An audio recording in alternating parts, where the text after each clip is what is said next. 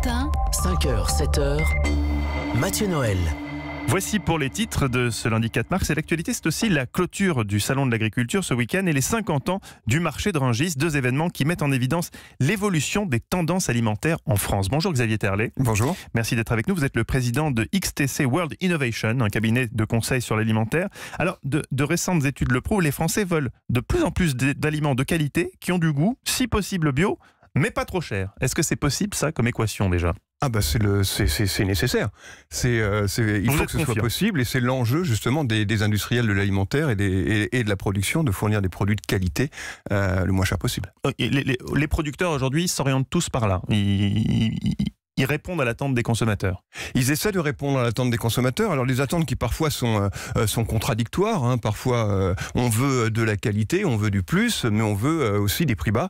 Hein. Donc il faut faire avec parfois ces contradictions du consommateur. Il n'y a pas de corrélation, comme on pourrait le penser a priori, entre prix bas et qualité moindre de la nourriture. La qualité a un coût.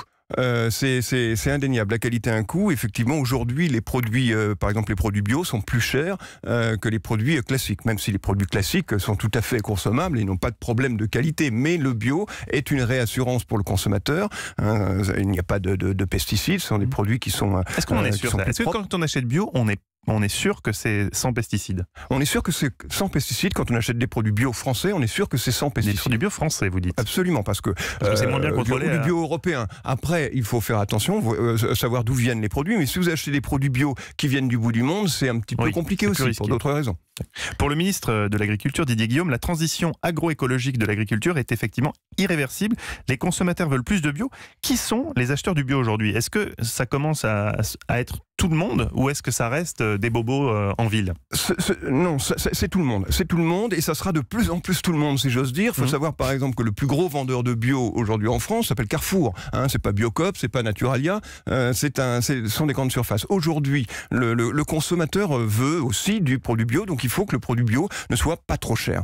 Et il est prêt à payer cette qualité, hein, c'est clair. Le consommateur fait des arbitrages, il sait qu'un produit bio peut être plus cher qu'un produit classique, mais il veut ce produit bio, mais le moins cher possible. Mais le chiffre m'a surpris, ils sont 3 sur 5, hein, selon une étude récente de l'Observatoire du rapport des Français à la qualité dans l'alimentaire. Ils sont 3 sur 5 à privilégier la qualité, quitte à payer plus cher.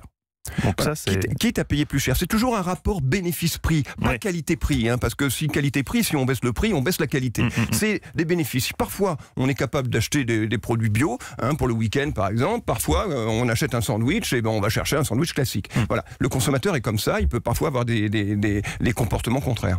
Eva Roch. Comment concilier l'exigence de ce prix justement avec le travail des agriculteurs?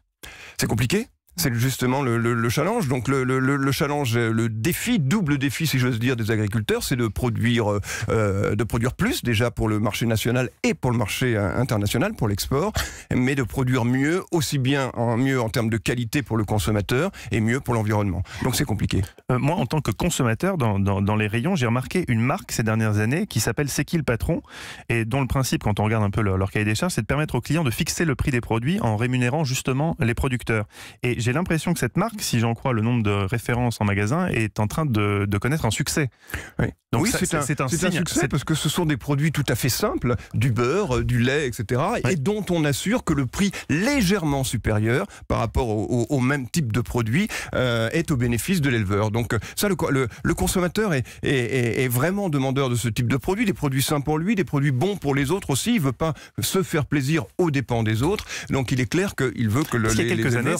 Il y a quelques années, notamment quand il y a eu la crise, je pense que les gens étaient peut-être pas prêts ils n'avaient pas le souci, disons, en tête de l'agriculteur, du producteur. Et aujourd'hui, je pense qu'on a plus cette idée-là. Et ça renvoie d'ailleurs au locavore aussi, hein, parce qu'on parlait du bio, mais comme vous le dites avec Merci Patron, est-ce qu'on a une idée aujourd'hui de cette alimentation en circuit court? C'est qui le patron, pas Merci Patron. Ça, c'est vous qui me dites ça, je pense. À moi, c'est un message que vous envoyez directement. Mais...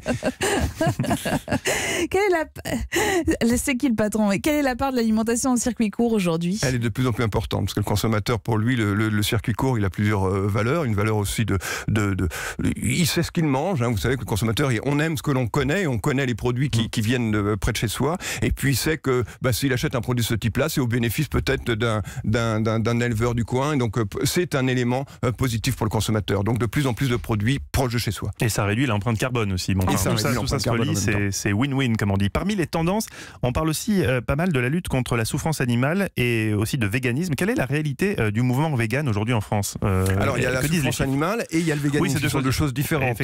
Donc les consommateurs aujourd'hui pour la souffrance animale sont de plus soucieux de cela, et ça c'est là aussi un enjeu pour les éleveurs. Le véganisme, les véganes, 0,7% de la population, donc c'est un tout petit marché. On parle aujourd'hui des mots compliqués, les marketeurs aiment bien les mots compliqués, le flexitarisme, ce sont des gens, des consommateurs, vous, moi, qui privilégient le végétal dans l'alimentation, en cœur de repas. Ça, c'est près de la moitié de la population. Est-ce qu'on est plus exigeant en France? Est-ce que le consommateur français, on connaît la grande tradition française culinaire, est-ce que le consommateur français est plus exigeant que dans les autres pays?